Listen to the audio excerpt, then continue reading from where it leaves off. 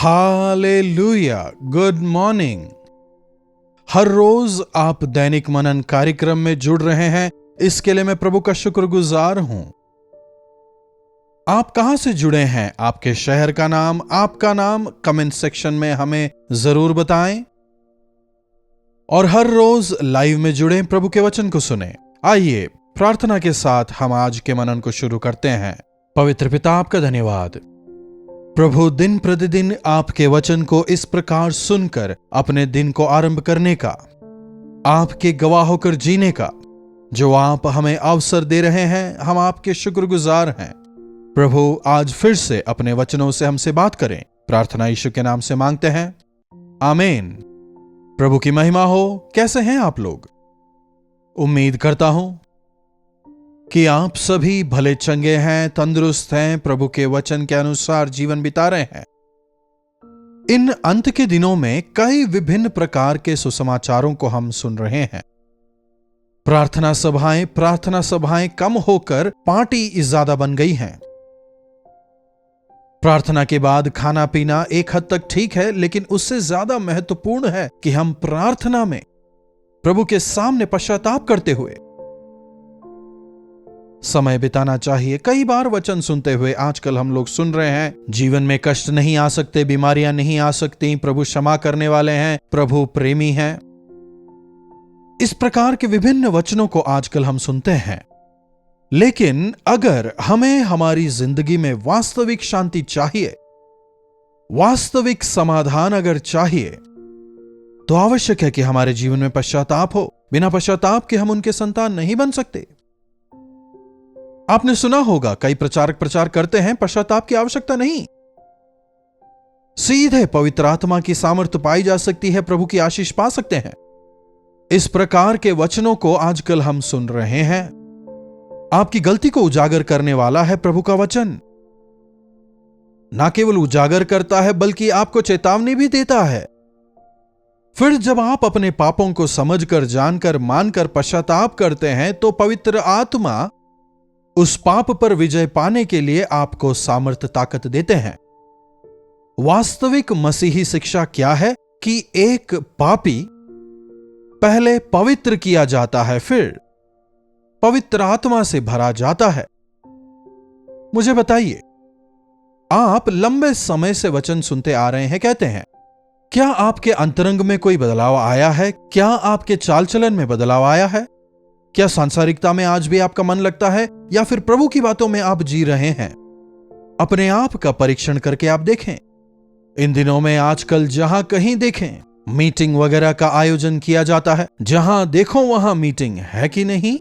कितना सारा गाना बजाना, कितना सारा आनंद उल्लास, बहुत कुछ। मुझे बताइए, मीटिंग के दौरान जो आनंद और खुशी आपको मिलती है, क्या घर आने के बाद वो बरकरार रहता है? वहां सब लोग गाना गा रहे हैं, इसीलिए हम भी उनके साथ मिलके गा लेते हैं।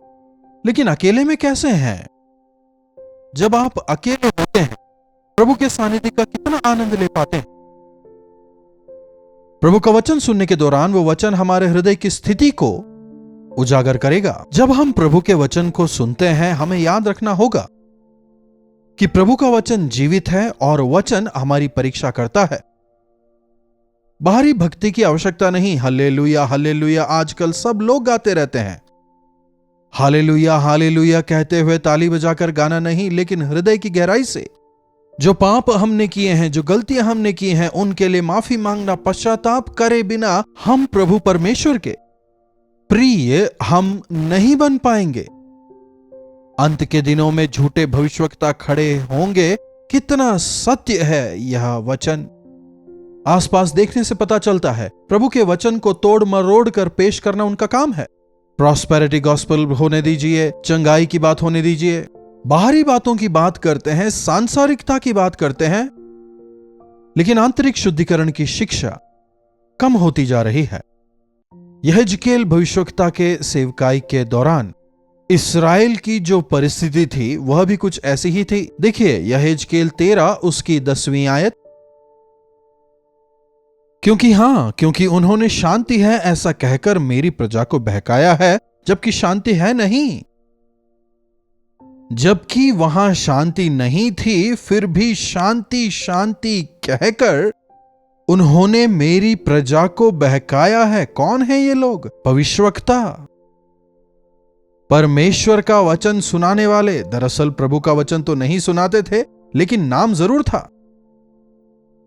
शांति शांति कहकर मेरी प्रजा को बहकाया है, और इसलिए कि जब कोई दीवार बनाता है तब वे उसकी कच्ची लेसाई करते हैं। कच्ची दीवार बना रहे हैं और वे लोग आकर उस पर लेसाई करते हैं। मिट्टी से बनी हुई दीवार, उसके ऊपर कितना ही सीमेंट प्लास्टरिंग क्यों ना कर दें, क्या वर्षा में, तूफान में वो स्थिर रह पाएगा? उसकी जो नींव है वो क्या स्थिर रहेगी? आपने जरूर सुना होगा ना, ऊंची दुकान फीकी पकवान। मनुष्य अपनी मर्जी अनुसार जो चाहता है करने के बाद हमारे लिए प्रार्थना करने के लिए पास्टर साहब चाहिए, भविष्यवक्ता चाहिए। तब ये जो सो कॉल्ड भविष्यवक्ता हैं जाते हैं, पास्टर्स जाते हैं, तुम्हें शांति मिले, शांति मिले। ये परिवार बहुत अच्छा है, अच्छा घर मिला, प्रभु ने आशीष दिया है, ऐसे अच्छी अच्छी बातें बोलते हैं। इसके विपरीत तुमने मिट्टी से दीवार बनाई है, यह स्थिर नहीं रह पाएगी। दोबारा बनाओ, सही से बनाओ, नींव सही रखो, नहीं तो यह घर स्थिर नहीं रह पाएगा, यह घर गिर जाएगा। तूफान आने पर, बारिश आने पर यह घर गिर जाएगा। ऐसी चेतावनी देने के बजाय वेरी गुड, ये बहुत अच्छा है कहकर उस कच्ची दीवार पर ही लेसाई लगाकर उसे ही उसका डेडिकेशन कर देने से क्या काफी हो जाएगा? रिश्वत के पैसों से बनाया गया, धोखेबाजी से, छल से, कपट से बनाया गया मकान प्रभु के सामने कैसे स्थिर रह पाएगा? कितने ही पास्टर की प्रार्थना क्यों ना कर लें। सही तरीके से कमाए गए पैसों को प्रभु आशीष देते हैं, लेकिन अन्याय से कमाई चीजें स्थिर नहीं रहेंगी। क्या आपने बटेर के अंडों को देखा है? यह बटेर जो है, यह बतख के या मुर्गी के अंडों पर जाकर बैठ जाती है और कहती है कि यह मेरे अंडे हैं। दूसरे अंडों पर जाकर बैठ के उसे लगता है कि यह मेरे अंडे हैं, लेकिन उससे चूजे निकलने के बाद बड़े होके वो उनके घर चले जाएंगे। वैसे ही अगर हम धोखाधड़ी से पैसा कमाएं, अन्याय से पैसा कमाएं, वो स्थिर नहीं रहेगा। जिसने मेरी बात मानकर चट्टान पर अपने घर को बनाया है वो स्थिर रहेगा। आंधी आई, तूफान आया, लेकिन वो मकान नहीं गिरा। लेकिन जिन्होंने मेरी बात को सुनकर भी अपनी इच्छा अनुसार बनाया, रेत पर उन्होंने घर बनाया, जल्दी घर जरूर बन गया था, लेकिन आंधी तूफान आने पर वो घर स्थिर नहीं रह पाया। आजकल के विश्वासियों को देखिए, फू करते ही नीचे गिर जाएंगे। छोटी परीक्षा में, छोटी समस्या में प्रभु को वे कोसने लगते हैं। विश्वास की परीक्षा में वे स्थिर नहीं रह पाते। पश्चाताप के बिना, मन फिराव के अनुभव के बिना, त्याग किए बिना एक व्यक्ति परमेश्वर के साथ वास्तविक संबंध में नहीं आ सकता। यिर्मयाह की सेवकाई के दौरान भी कुछ ऐसा ही हुआ था। आइए वचन में देखें। देखिए, यिर्मयाह 6:13 से पढ़ रहा हूं। क्योंकि उनमें छोटे से लेकर बड़े तब सब के सब लालची हैं, और क्या भविष्यवक्ता, क्या याजक, सबके सब छल के काम करते हैं। वे शांति है ऐसा कहकर मेरी प्रजा के घाव को ऊपर ही ऊपर चंगा करते हैं, लेकिन शांति कुछ भी नहीं। शांति नहीं है, लेकिन शांति शांति, पीस बी अनटू यू, प्रभु की शांति तुम पर बनी रहे, कहना काफी है क्या? शांति होने से ही तो मिलेगी ना। सुनिएगा, जो लोग आशीष पाने के योग्य नहीं हैं, उन्हें आशीष नहीं मिलेगी। शांति समाधान नहीं है, लेकिन फिर भी शांति शांति कहकर घाव को ऊपर ही से चंगा कर रहे हैं। मान लीजिए कि आपको कहीं पर चोट लग गई है, केवल बाहर बाहर ठीक करके अंदर जो टूटी हड्डी है उस पर अगर गौर नहीं करेंगे तो क्या आप ठीक होंगे? पहले अंदर ठीक करना होगा और उसके बाद बाहर।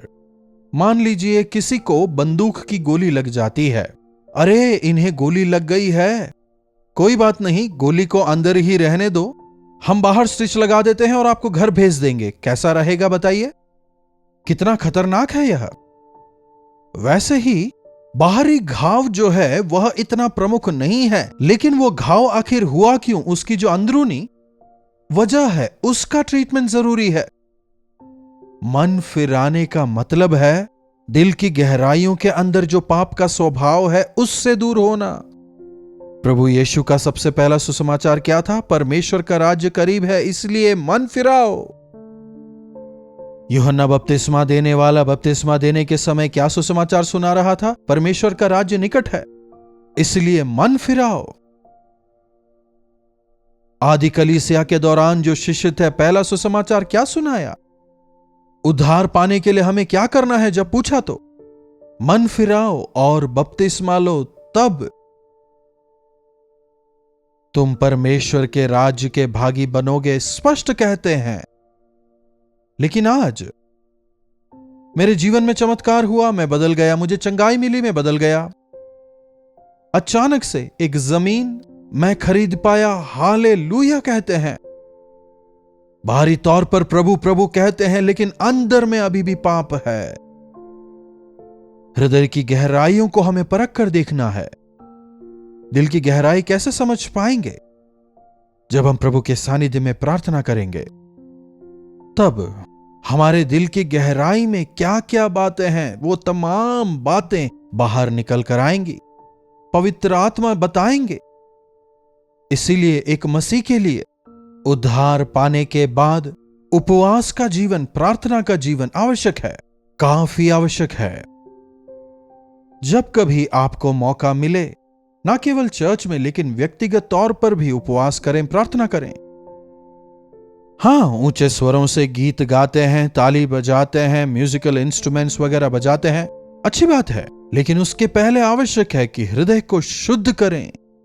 परमेश्वर पिता के सामने जब हम अपने हृदय को शुद्ध और पवित्र करके आत्मा और सच्चाई में प्रभु की आराधना करेंगे, तब सुगंध द्रव्य की तरह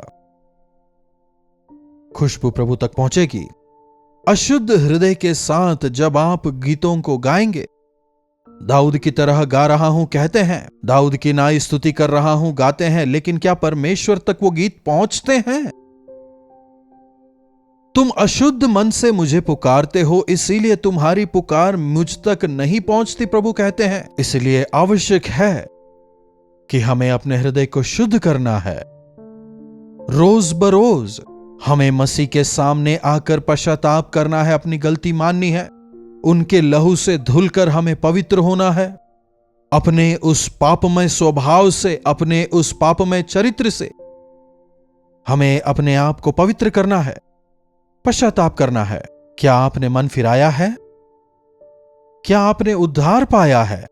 अगर हां, तो गवाही बताइए, आपने उद्धार कैसे पाया? मेरे शरीर में एक गांठ थी, मैंने हालेलुया कहा, वो गांठ चली गई, मैंने प्रभु पर विश्वास किया। मेरे जीवन में एक आश्चर्यकर्म हुआ, मैंने प्रभु पर विश्वास किया। हां, प्रभु आश्चर्यकर्म करते हैं, वे भलाई करने वाले प्रभु हैं। उन्होंने भलाई की, लेकिन क्या आपने पश्चाताप किया? प्रभु यीशु के पास चंगाई के लिए आए लोगों को चंगाई के बाद में प्रभु क्या कहते हैं? जा, अब दोबारा पाप ना करना, अपने विश्वास की रक्षा करना, प्रभु कहते हैं। आजकल एक तरफ पास्टर्स हैं जो लोगों की प्रशंसा चाहते हैं, दूसरी तरफ लोग हैं जो पास्टर्स की प्रशंसा चाहते हैं। हर जगह प्रशंसा ही प्रशंसा है। पास्टर की महिमा करने वाली सभा है, सभा की महिमा करने वाले पास्टर्स हैं। एक दूसरे की प्रशंसा करके हम रहते हैं, लेकिन परमेश्वर की नजरों में हमारी क्या हैसियत है? दिन प्रतिदिन अपने आप को परमेश्वर के हाथों में समर्पित करना आवश्यक है। की गई गलतियों से पश्चाताप करना काफी जरूरी है। हृदय के अंदर की अशुद्धि को निकालना जरूरी है। ताली बजाकर गीत गाएंगे कहने से सब गाते हैं, लेकिन कितने लोग घुटनों पर प्रार्थना करते हैं? परमेश्वर की भलाई को सब लोग पाना चाहते हैं, लेकिन जैसे ही परमेश्वर के लिए कष्ट उठाने की बात आती है तो विश्वास बाहर आ जाता है। बाहरी भक्ति। क्या आपके पास वास्तविक शांति है? परिस्थितियों पर आधारित समाधान अलग है। दिल की गहराई में जो शांति मिलती है वह यीशु मसीह के द्वारा ही मिलती है। पाप की क्षमा शांति समाधान का मूल है। अपने आप का परीक्षण करके देखिए आज आपकी स्थिति क्या है, आपकी आत्मिक अवस्था आज कैसी है। क्यों ना आज फिर से प्रभु के सामने जाएं, प्रभु से कहें, प्रभु मुझे शुद्ध और पवित्र करें, आपके लिए जीने का अनुग्रह दें। प्रार्थना। पवित्र पिता परमेश्वर, आपके बच्चों पर आपका अनुग्रह हो जाए। जहां कहीं हम देखते हैं झूठी प्रशंसा, उत्सव, हालेलुया, गीत, संगीत, नाच, गाना, आज लोगों का आंतरिक बातों पर ज्यादा ध्यान नहीं है। मनुष्य आजकल बाहरी दिखावे के पीछे ज्यादा भाग रहे हैं, लेकिन प्रभु होने दें कि हमारा जीवन वैसा व्यर्थ ना हो जाए, लेकिन हम वास्तविक तौर पर मन फिरा के पश्चाताप करके दिन प्रतिदिन अपने उद्धार की रक्षा करके आपकी महिमा के लिए जीने पाएं। आपके वास्तविक समाधान के खोजी होकर उस समाधान को दूसरों तक पहुंचाने वाले हम हो जाएं, ऐसी कृपा हमें दें। प्रार्थना यीशु के नाम से मांगते हैं, आमीन। अब हमारे पिता परमेश्वर का प्रेम, प्रभु यीशु मसीह का अनुग्रह, पवित्र आत्मा की संगति और सहभागिता हम में से प्रत्येक के साथ आज, कल और सदा सर्वदा बनी रहे, आमीन। प्रभु की महिमा हो। अपने प्रार्थना विषयों को आप 9884907779 पर भेजें, हम अवश्य प्रार्थना करेंगे। प्रभु आपको आशीष दें। कल्वरी दर्शन, ये है प्रेम के दर्शन, यीशु प्रेम के दर्शन।